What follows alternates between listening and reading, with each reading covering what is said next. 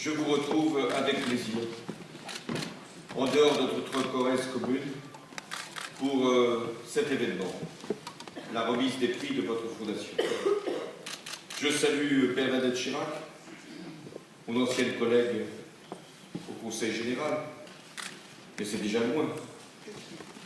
Mesdames, Messieurs les ministres, le président du musée du Quai Branly, les membres du jury et Monsieur le Premier ministre Alain Juppé, Madame la directrice de l'UNESCO, de nombreuses personnalités qui sont là rassemblées, soit par les liens que l'histoire récente a créés avec vous, cher Jacques Chirac, soit parce que ces mêmes femmes, mêmes hommes sont conscients de l'enjeu des questions qui sont traitées ici pour la remise de ces prix, et notamment le droit des femmes.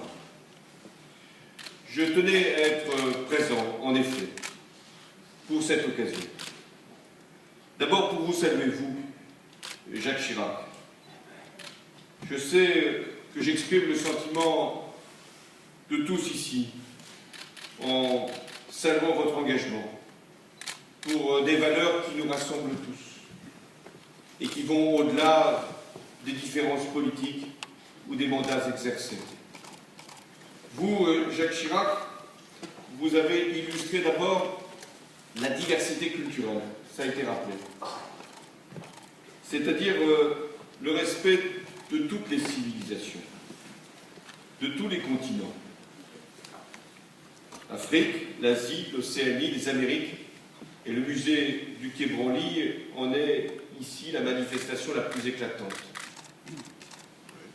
Et l'on comprend mieux, à partir de cet attachement pour les cultures, pour les civilisations, pour les histoires, pour la compréhension de l'humanité, votre détermination dans la lutte contre la xénophobie, le racisme, l'antisémitisme, la lutte contre tout ce qui peut mépriser l'autre ou entretenir la haine.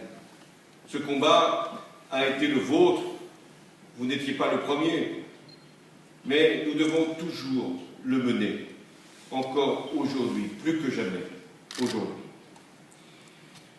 Chacun se souvient aussi de votre engagement pour prévenir les conflits. C'est d'ailleurs le sens même de votre fondation.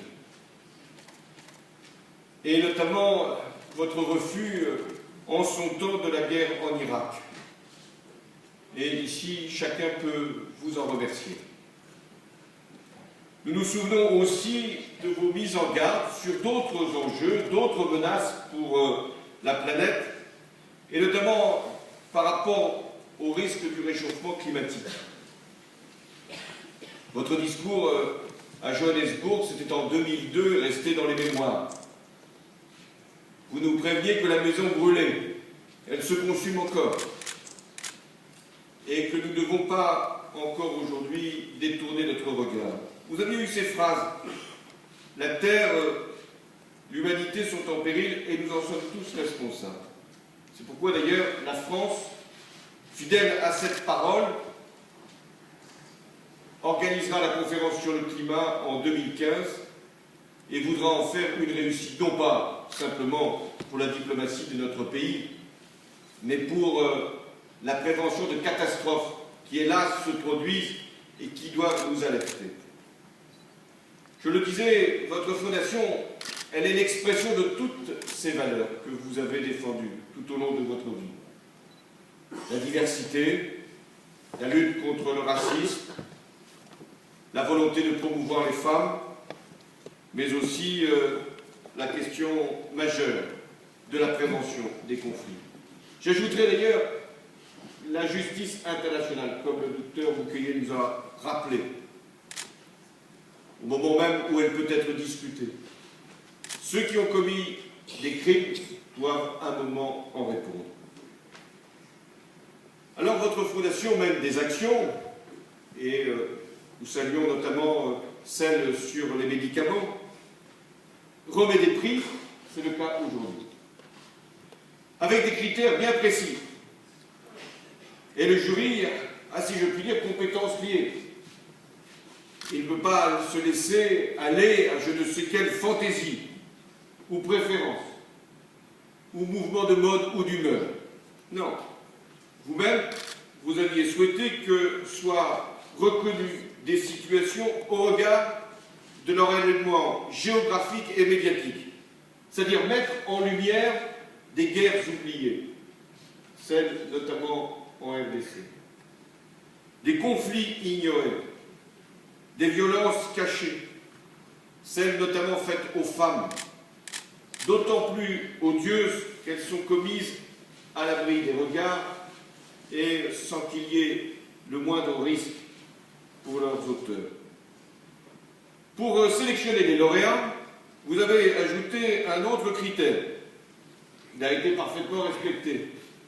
Les risques encourus par les personnes que vous distinguez. Et de ce point de vue, le docteur Mukwege a montré qu'il savait non seulement sauver la vie des autres, mais aussi la sienne, quand il fut agressé 2 fois, et que l'un de ses proches est mort pour assurer la vie du docteur. Donc ce prix n'est pas un prix de plus. D'ailleurs, le docteur Mukwege en a reçu beaucoup de prix. C'est un prix qui, à la fois, alerte la communauté internationale sur la gravité des violences qui se passent notamment au Kivu, à l'est du Congo, mais qui aussi nous oblige à agir. Le docteur Mukwege, je le connais, moins que d'autres ici, mais Valérie notamment m'en avait fait le portrait, en ayant à cœur d'aller voir sur place ce que vous faisiez. Vous avez fait des études de médecine, ça a été rappelé, dans votre propre pays, puis en France, à Angers. Vous êtes retourné aussi vite que vous avez pu là où vous pensiez être utile. Vous en avez été chassé plusieurs fois. Vous-même, vous vous êtes écarté de ces zones quand elles devenaient trop dangereuses, mais à chaque fois, vous avez voulu agir et soigner. Il y a comme une persévérance dans votre combat, et il doit être entendu au-delà de cette salle. Je salue non seulement ce que vous faites, mais aussi les équipes que vous avez été capables de rassembler. Ces anonymes qui se dévouent pour l'humanité. Je sais ce que vous réalisez, pas simplement des actes chirurgicaux, nous en avons eu ici témoignage, mais des actes d'accompagnement psychologique, de suivi social. Ces actes que vous réalisez, actes médicaux, sont aussi des actes militants, parce que vous redonnez à ces femmes non seulement la dignité de leur corps, mais aussi la dignité pour leur âme. Dans certaines régions, ça a été dit, et notamment en République démocratique du Congo, le viol est une arme de guerre. Le corps des femmes est un champ de bataille. Les groupes qui s'y livrent ne le font pas simplement pour marquer les esprits ou pour impressionner.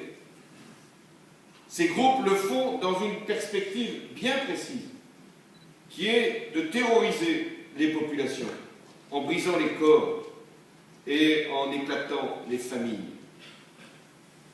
Dans les Kivu, je l'ai dit, depuis trop d'années, des groupes se sont constitués pour piller les ressources naturelles, pour extraire effectivement un certain nombre de matières premières, pour nous les vendre. Et chaque jour, on se sert d'outils qui nous paraissent technologiquement parfaits, mais qui sont moralement suspects. Alors nous devons agir, nous devons faire en sorte que ces agressions cessent. J'ai moi-même, étant rendu à Kinshasa, c'était en octobre 2012, rencontré les victimes de ces agressions, de ces viols, de ces actes barbares. Elles m'ont dit leur détresse, leur angoisse, leurs attentes aussi.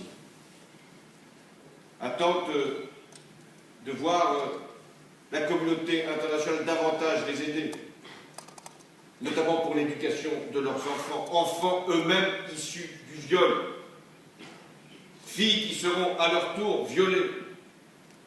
Oui, attendent que l'on vienne à leur secours, mais attendent aussi que l'on mette un terme à ces violences, à ces actes qui déshonorent l'humanité. Alors la France a fait de cette question un enjeu de sa diplomatie. De très nombreux pays qui ne considéraient pas le sujet comme essentiel, aujourd'hui s'en préoccupent. La France a également voulu, dans la région des Kivu, à l'est donc de la République démocratique du Congo, mettre les Nations Unies devant leurs propres responsabilités. Je remercie d'ailleurs le secrétaire général Ban Ki-moon d'avoir compris l'enjeu. Il y avait 17 000 militaires représentant les Nations Unies dans la zone des Grands Lacs et notamment à l'est de la RDC. 17 000 qui regardaient sans intervenir ce qui se produisait. Quand, hélas, un certain nombre de groupes, y compris dans ces forces, n'y participaient pas eux-mêmes. Alors, avec le secrétaire général des Nations Unies, non seulement une résolution a été prise, mais cette mission qu'on appelle la MONUSCO a été enfin mandatée pour intervenir directement et pour prévenir, agir, empêcher et parfois combattre directement les forces dites rebelles. Mais rebelles à quoi? Rebelles tout simplement à l'ordre humain, pour que ces groupes puissent être enfin repoussés. C'est le cas ces derniers jours, mais pour combien de temps? Et n'essayons pas d'alléger notre conscience en imaginant que c'en serait fini. Très prochainement, je réunirai le 6 décembre un sommet à Paris avec l'ensemble des chefs d'État africains. Seront présents non seulement le secrétaire général des Nations Unies, la directrice de l'UNESCO, mais le président de la Commission européenne, le président du Conseil européen, parce que c'est une affaire qui ne concerne pas que la France et l'Afrique, mais qui concerne l'Europe et le monde. Nous aurons trois enjeux dans cette réunion exceptionnelle. Le premier, c'est la sécurité de l'Afrique, qui doit être assurée par les Africains. Certes, la France prend sa part quand il y a urgence, quand il y a nécessité. Nous l'avons vu ces derniers mois au Sahel, au Mali, appelé par le président à l'époque par intérim de ce pays, qui pouvait être submergé par la vague terroriste. Oui, la France, elle continue à agir, y compris dans cette région, en y maintenant des effectifs au Mali et autour du Mali.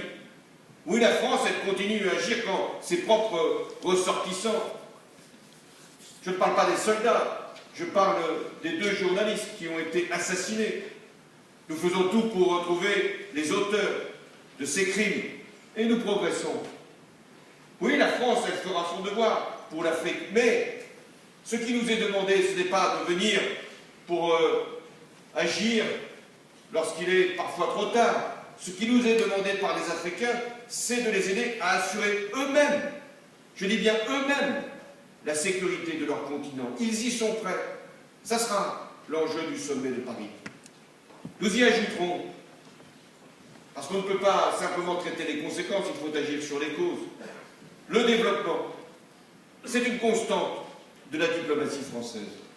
Au-delà des alternances des présidents qui se sont succédés, d'avoir toujours la volonté de mettre en place une politique de développement où nos intérêts ne sont pas les premiers objectifs, et de faire, même quand il y a des difficultés budgétaires, ne date pas d'aujourd'hui, que nous puissions garder